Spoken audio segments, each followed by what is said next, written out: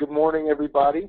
Thank you very much for joining us for the next in the Caveon webinar series, the Endless Security Summer Testing Conference Lessons. Over the past few months, our team has participated in 5 different test conference events where test security was highlighted, or in one case was not highlighted, surprisingly. And we want to share the lessons learned and our primary takeaways from each of those. Next slide, please.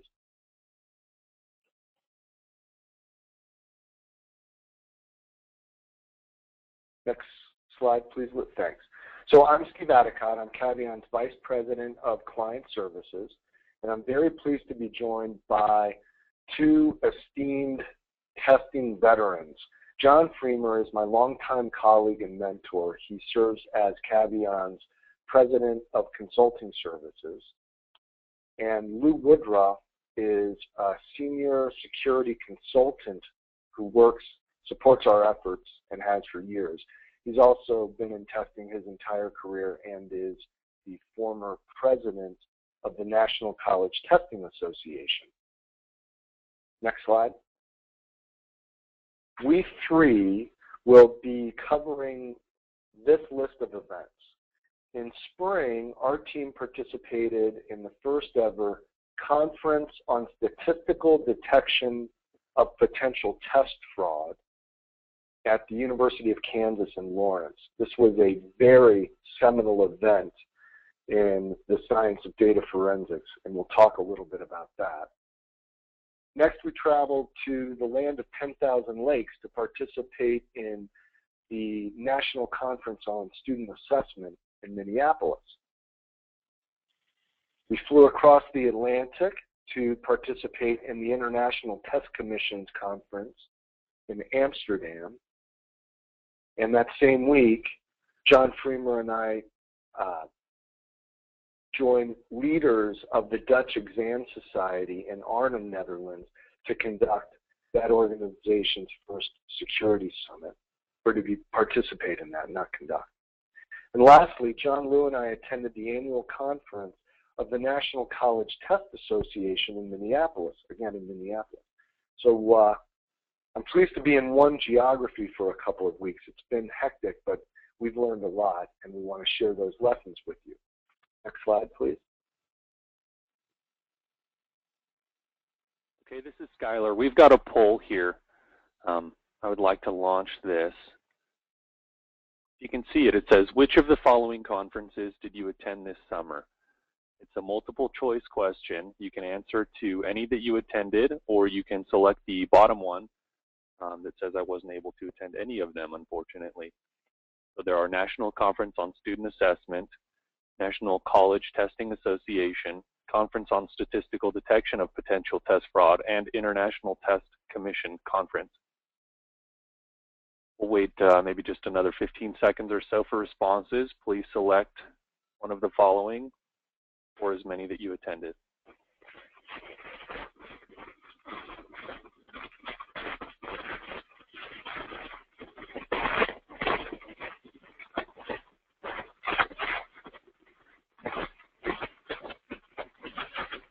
I'm getting a bit of ruffling around from one of our presenters.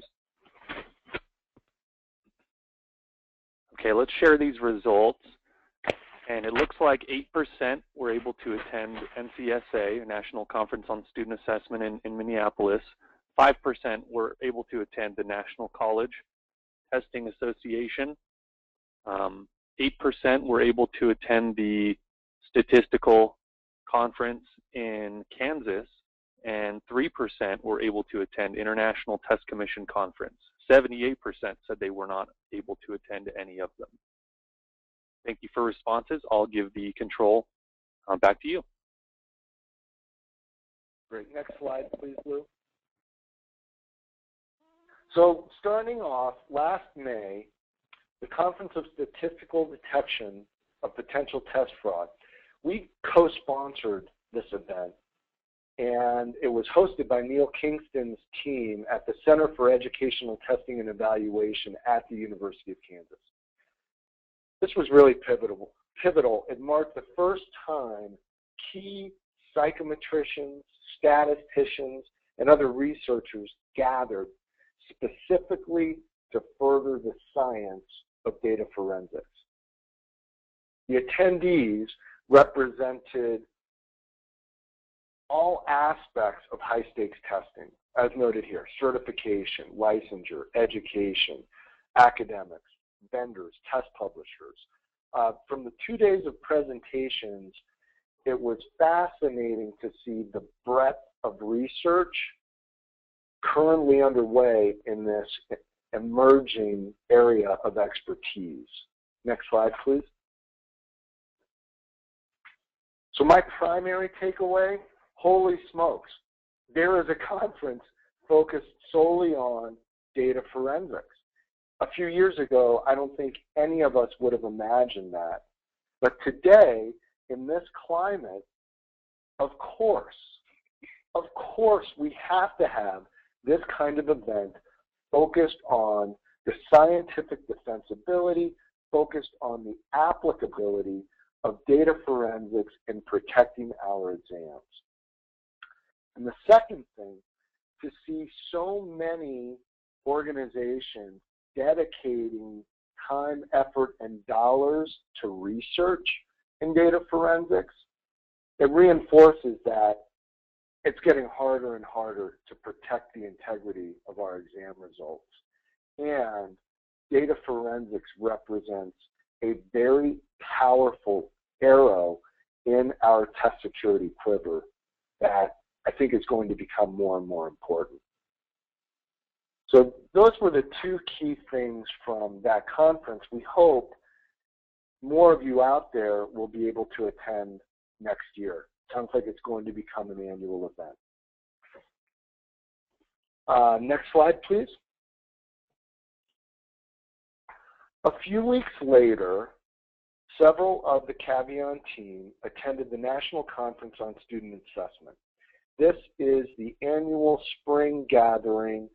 The event is put on by the Council of Chief State School Officers, and it's really the key gathering for state assessment directors, their staffs, vendors, and others to dive headlong into issues and trends involved in K-12 educational assessment.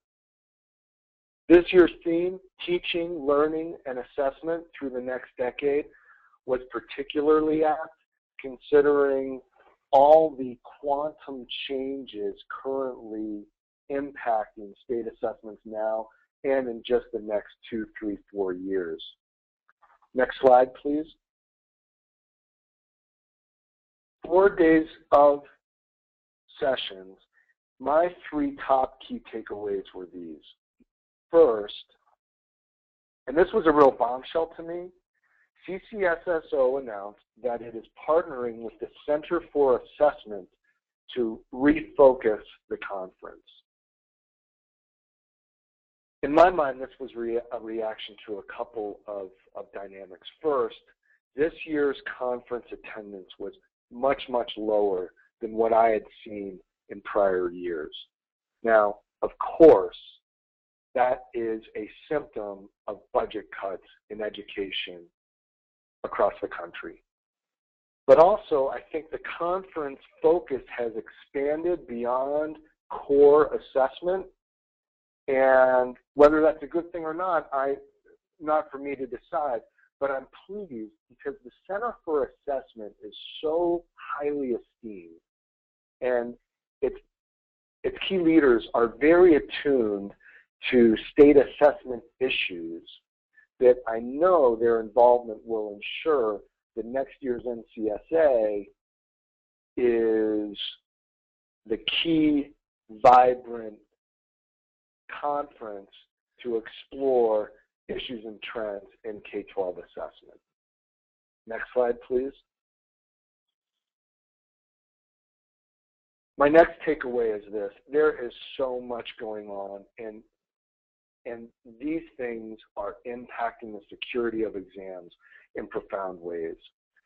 First and foremost, more and more states are using scores from existing assessments to not only measure student achievement, but to gauge teacher performance. And teacher performance is not just an education issue anymore. Laws are being passed by legislation or by legislatures regarding teacher accountability. So it's now a very, very political issue as well. What this means is that we keep ratcheting up the stakes in state assessment ever higher. And we know that higher stakes means more impact on test security. So teacher accountability is good. The impact on test security may be a challenge. The next piece, the march of the assessment consortia moves ever onward. I'll talk more about some of the impacts on security in a moment there, but much of the conference focus was on the assessment consortia's impact on state assessment. And finally, there was a huge focus on the use of technology in so many areas. Our kids are, how they're being taught, how they are learning is hugely impacted by innovations in testing. So is how leaders manage education, as well as how assessments are designed, delivered, administered, and scored. Technology is impacting testing in so many ways, and it's also impacting test security. So with all of these changes, here's my number one takeaway from NCSA. There wasn't one session focused on test security, not a one. This is really incredible to me because every week we read articles about school districts and state departments of education reeling from very high-profile security breaches. There were lots of state assessment leaders at the Conference on Statistical Detection of Potential Test Fraud in Lawrence. Test security is a very high focus at a number of the other events we're talking about. And the U.S. Department of Education has conducted a number of security-focused events just in recent months. So this was really a head-scratcher for me. But I think that, next slide please, if there had been sessions focused on security at NCSA, we would have seen a few things covered. First of all, in just 2 years, all the states involved in the assessment consortia will be delivering exams through CBT. That is momentous. This is a huge logistical undertaking, considering that the vast majority of districts and states out there are delivering primarily through paper and pencil. You consider the number of computers, the number of test centers required to deliver all of these exams through CBT, and it's a little surprising we're not having more discussion on thoughtful piloting of security strategies around computer-based testing. The next piece is this.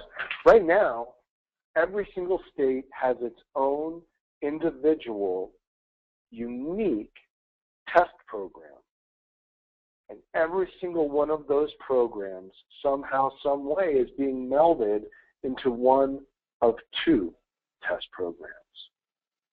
So when one state would deliver its exams in specific geographies, on specific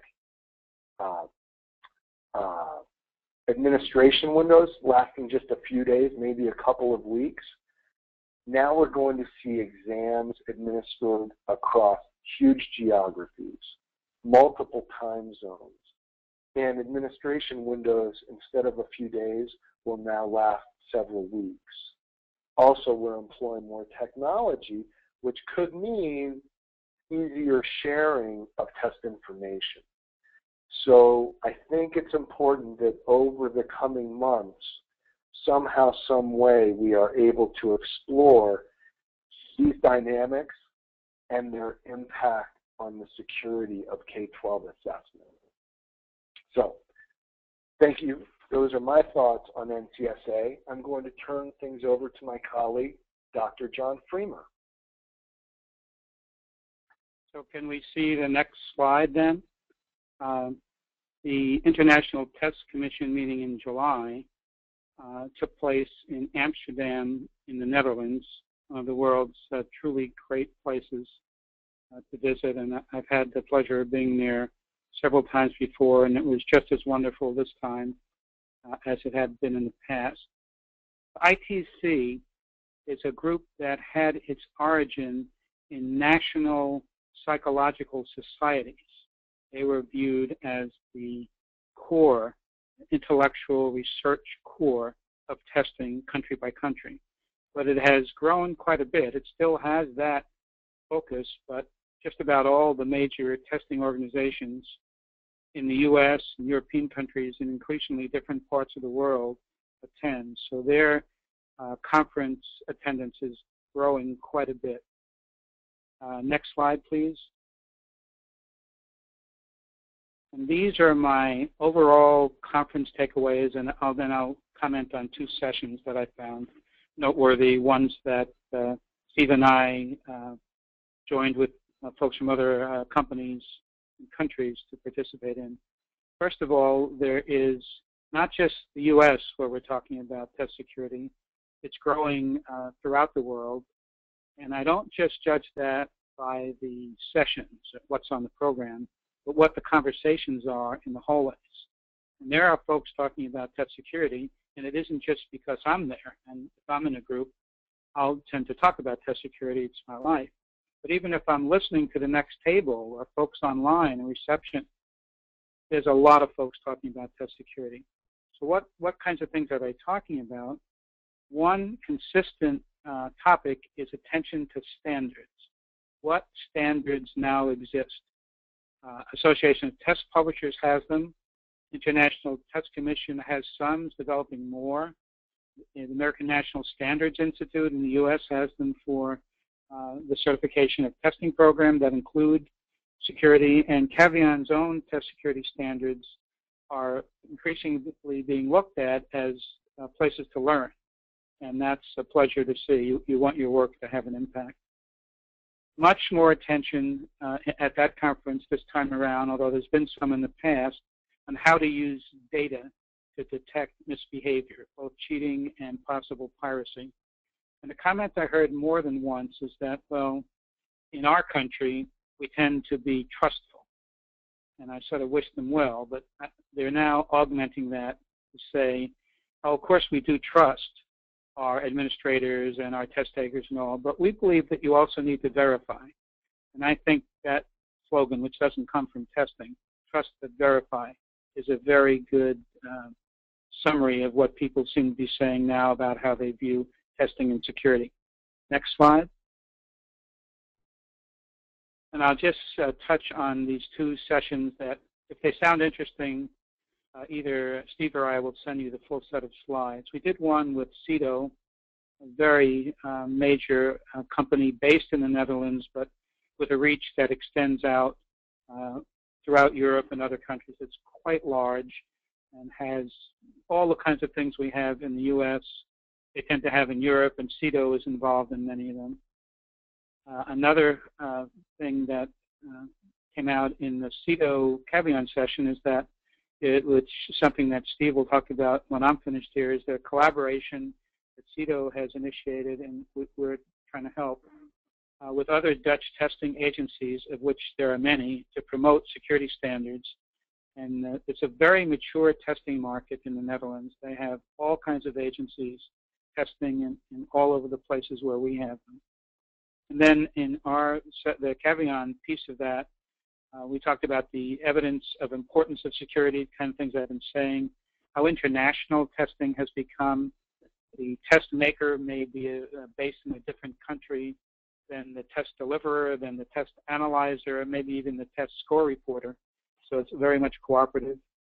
We're all struggling with the fact that there are many very savvy technological cheaters. Even the relatively young people really know how to use technology, and not just for good purposes. And I spent some time in my session. There was tremendous interest in some of the notorious U.S. cases, especially the Atlanta public schools case, which folks who don't even work in education or in the U.S. were aware of. That's a story that's traveled around the world, and it's not the kind of story we wish people were talking about with respect to our educational system. Next slide. And there was a session, Faking and Test Security, wherein Steve Adicott had a very good session. He's been working on this issue. He's really gotten very knowledgeable about it.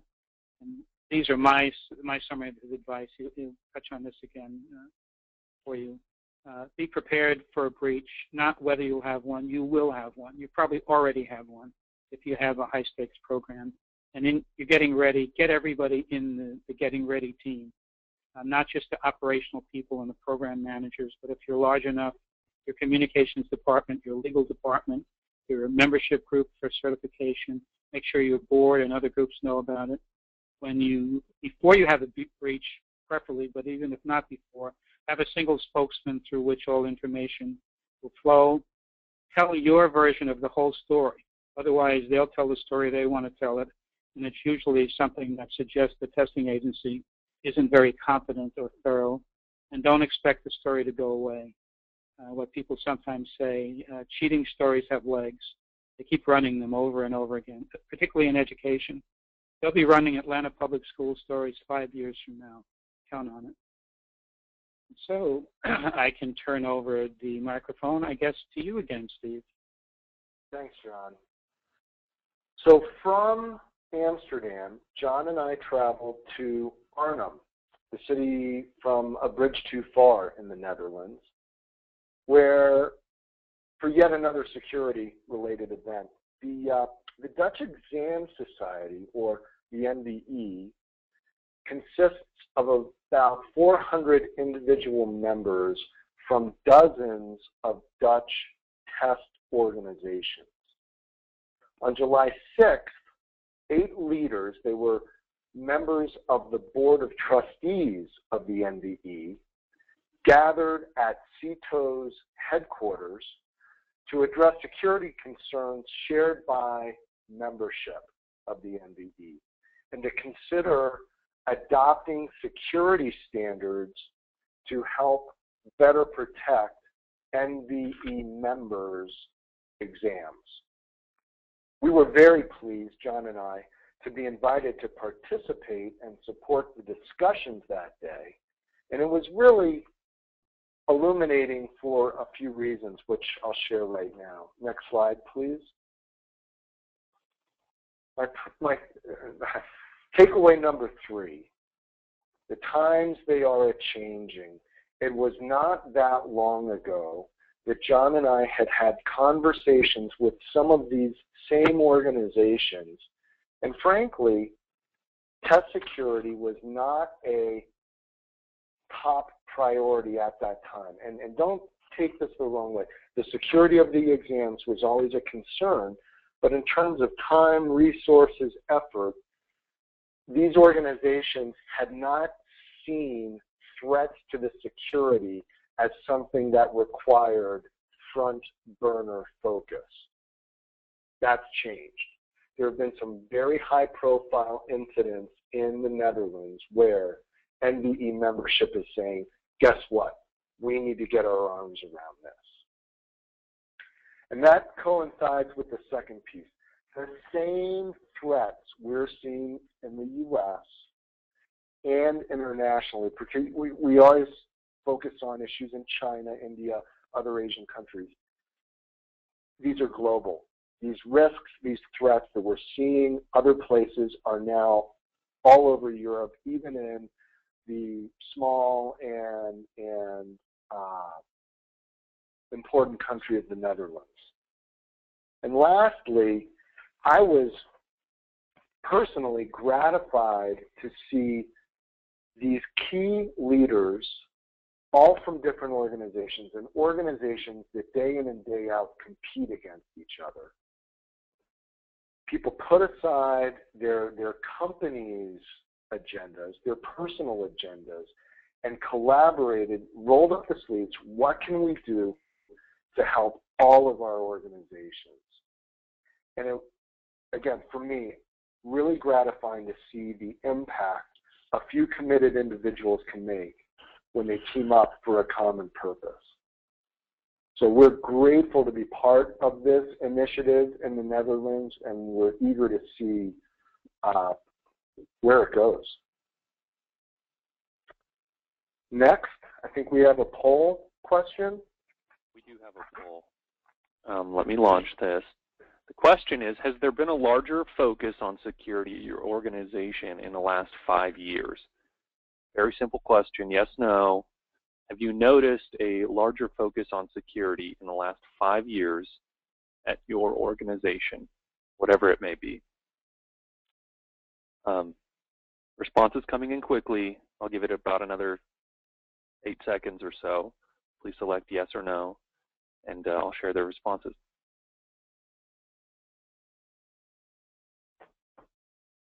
Okay, I think we're there. I'm going to close the poll. The results are strikingly, but not surprising. 93% said yes, they have seen a larger focus on security at the organization, and only 7% said no. I'll hide the results, and we can proceed. I'm going to turn things over to Lou Woodruff. Lou? Yeah, hi folks. I'm going to be talking to you about the National College Testing Association Conference in Minneapolis that Steve, John, and myself attended. A little bit about NCTA. It's a college association of test administrators and staff representing over 600 colleges and more than 50 companies that are active in the testing field.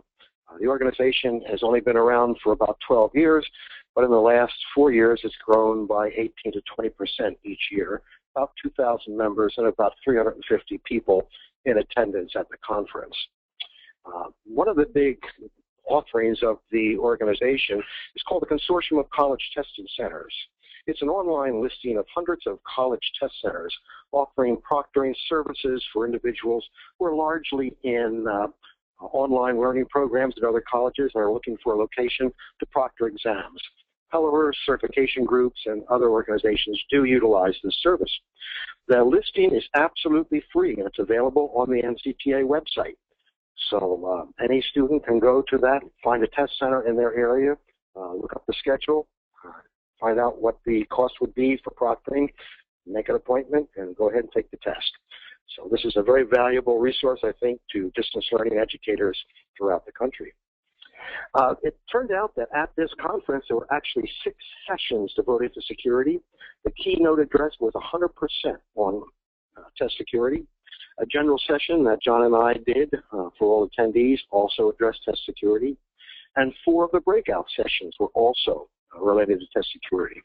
I'm going to take just a short time to go over the content of each of these before I jump to the takeaways.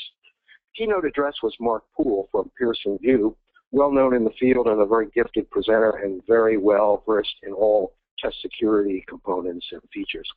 His topic, the future of secure testing in the digital world, was of great interest to the membership.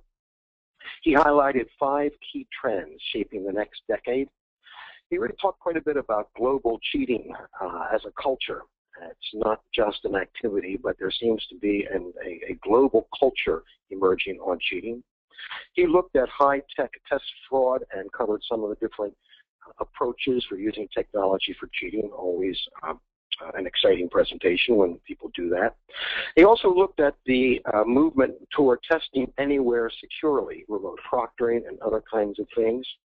And candidate authentication was one of his big focuses, particularly the biometrics that Pearson VUE includes to authenticate the identity of examinees. And then he spoke to data forensics, although that wasn't his largest topic. The breakout sessions that included work on test security, the one by Jim Wallach of the University of Wisconsin-Madison was really an outstanding session, demystifying data forensics, an overview of the logic underlying cheating detection techniques. Jim, of course, is a well-known figure in test security as well as in testing in the country, and he covered a couple of very important topics. He looked at the basic principles of applied data forensics, and he did that in a way that everybody in the audience, even those who were novices at data forensics, could walk away with a basic understanding how that all works. He also reviewed some approaches more detailed to identify people who copy, have prior access to the content, and use surrogates or impersonators to test for them. It was a wonderful session. Everybody truly enjoyed it. The second breakout session devoted to security, hosted by Steve Adicott and joined by two other well-known people in the field, Ray Nicosia from ETS and Faisal Alam from LSAC. Gimme Shelter, Weathering the Media Storm of a Security Breach. He really focused, and all of them did, on the very important components of handling the media during a security breach. Particularly, they talked about aspects of media strategy and techniques for positioning incidents to various audiences, a very skillful and tricky thing to do. They looked at some high-profile breaches and detailed what went wrong and what did not go wrong. And finally, they looked at the effectiveness of various media tools and presented to the attendees a checklist of do's and don'ts when dealing with the media relative to test security. Third breakout session had to do with strategies for the testing process, keeping it secure. And it looked at best practices for colleges to protect content, minimize cheating. But of more interest, it demonstrated a potential for using a mobile test center with examinees testing on tablets such as the Apple iPad. This is a movement that is just burgeoning in the country. Over 1 million people have tested on laptops this past year on secure certification exams. So next the fourth breakout session on security had to do with innovations on online proctoring, and it presented a proctoring service that test takers can proctor test takers in any location via webcam and microphone with a live proctor monitoring the session remotely. This is not new technology. There's a number of companies out there. In this particular presentation, there was no biometrics applied, such as Criterion that uses keyboard-sensitive biometrics, which you can tell who's at the keyboard throughout the entire test. So that wasn't available in this particular iteration of online proctoring, but it was a good indication that this is an activity that's alive and well. We're going to be seeing more of it. The general session that John and I did, called Test Detection and Prevention of Test Fraud, State of the Art, was attended by all the conference attendees. And these are the topics that were covered during the presentation. The perspectives on the perpetrators really looked at who are the cheaters, how many of them are there, where do they come from, how often do they cheat. And then the test security anatomy looked at all of the different components of a testing program that have security liabilities or can contribute to enhancing security, such as test design, item types, etc., all the way through score reporting. And then there was some look at the technology of detection, including forensics and other approaches. And some information was shared on large-scale security investigations. And then a look at the future security challenges, particularly for higher education, since that was the audience that was being addressed, and the implications for college testing professionals, again, the audience in attendance. During this presentation, some survey data was presented on the prevalence of cheating among the youth of our nation. It was quite alarming. There were over 4,000 individuals surveyed. This is by the Johansson Institute in 2010. 68% acknowledged that they cheated on a test or an assignment while in college. The same individuals, 95% said, oh, I did it in high school too. Now, it's hard to imagine that 30% of them suddenly would say, oh, I did it in high school, but not college. No, no, not me. So it is quite likely that the 68% who acknowledge they cheat in college is actually a low figure.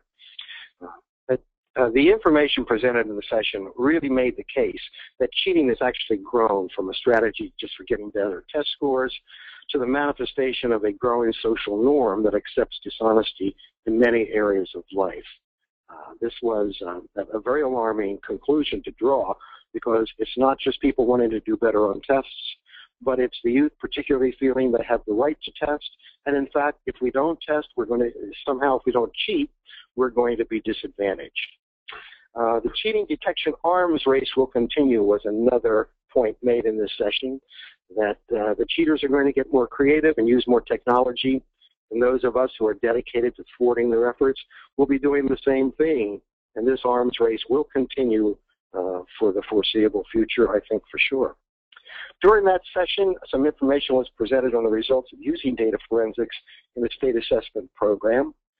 This was a data forensics analysis of school districts statewide.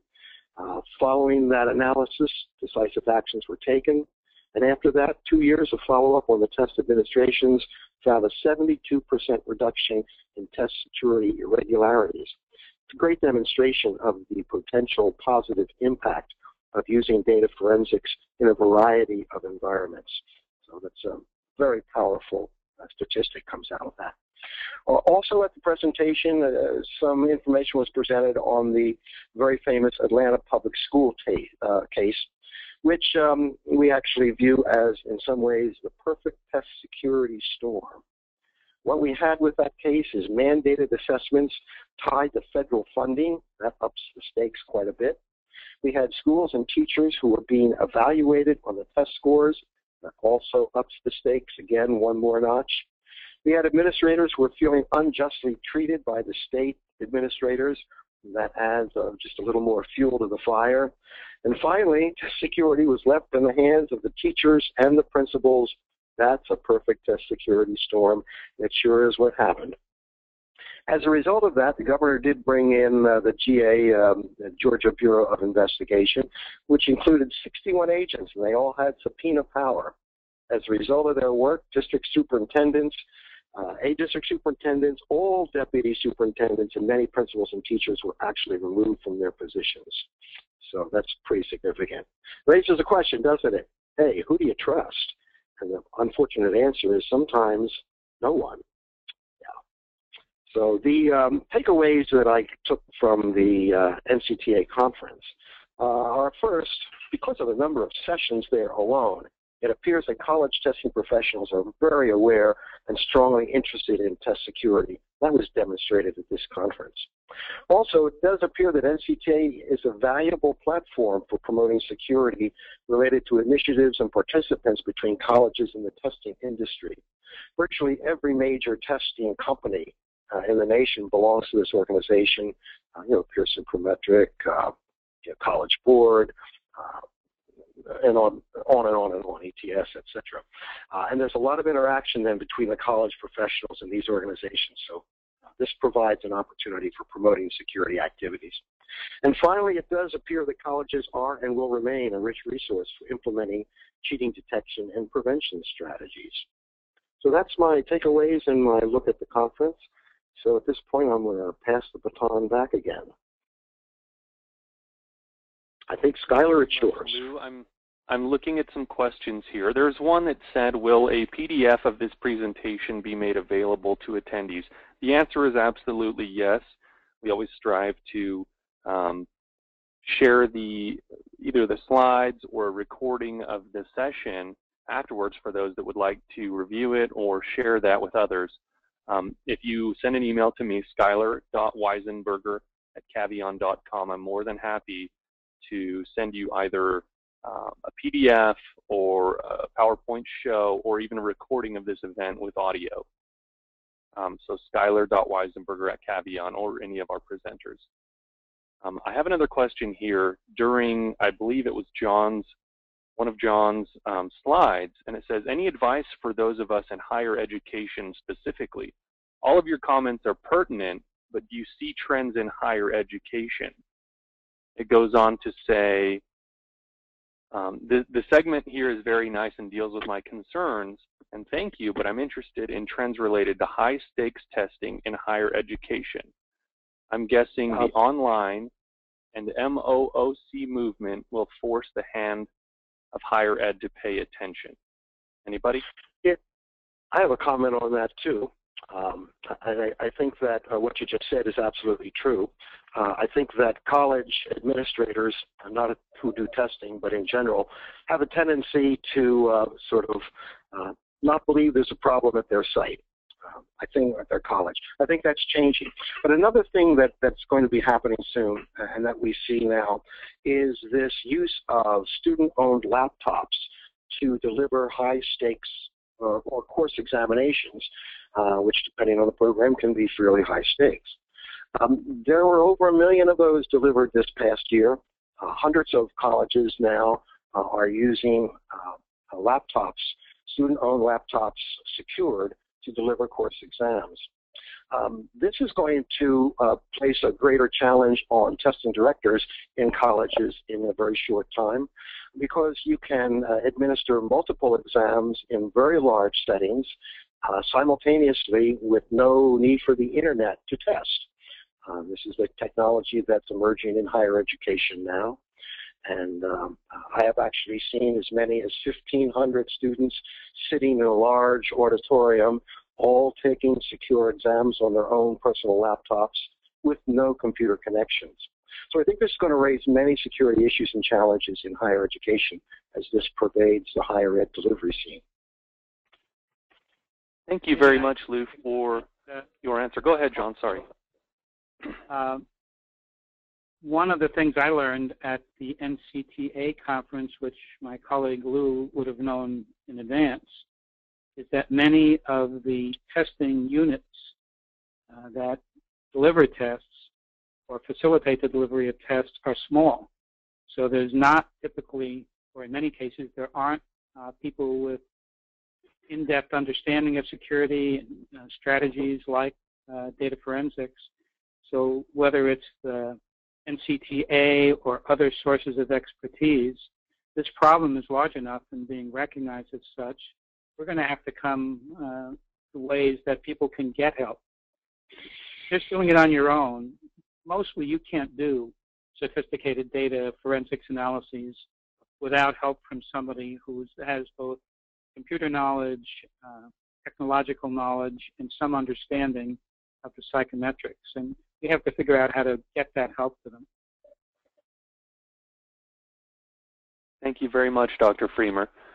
We had another question here. It's more related to us sharing more materials, asking for the do's and don'ts media checklist presented at one of our presentations. They're asking if we can share that checklist with them, and we're more than happy to do that after this presentation. I have another question, and Lou, this might be more directed to you, since I believe out of this group you have the most experience with NCTA, being a former past president. Is there any benefit, in your opinion, for an association like ours to join NCTA? We have a certification program.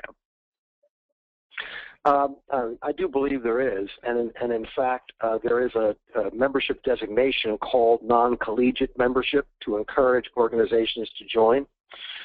There are a number of resources on the website that are available to folks, and also the ability to post on that consortium of college test centers. But I think of greater value is the mailing list interactions that happen between the membership and the testing corporations. And there's a number of issues that are brought to the floor and discussed. Membership for an organization, if an individual member joins, it's $40 and that's it. You can have 10 members join from your organization for only $175 for the year. So it's a fairly low-cost membership, and I think high return. Would strongly encourage it.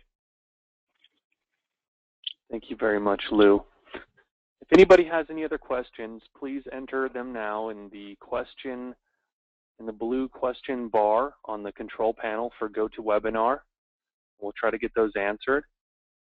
I don't see any come in the next 10 seconds or so. I will assume that, at least for now, everybody is satisfied with their answers, and we'll move forward.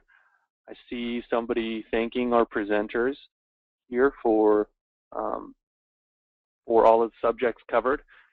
when we had the first poll come out, it showed a very high number of our attendees weren't able to attend any of these conferences. So I think it's really nice that we're sharing what we learned and observed and took away from those conferences for those who weren't able to attend, because for a lot of these, I don't know another venue where they have that opportunity. So that's a great opportunity for them. So Steve, I think we're all set right now with questions. I don't see any more coming in right now. So if we want to go ahead and close, we can do that. Well, I think as my colleague John Freemer likes to say, we can declare victory today. Thanks to all of you for attending. We hope some of the information is useful, interesting. We invite you to next month's webinar. We're not sure what and when it will be, but we'll be notifying you about that soon. And we also hope to see some of you perhaps in Berlin at the EATP conference. Hope you have an excellent day, and we look forward to seeing you next time. Take care.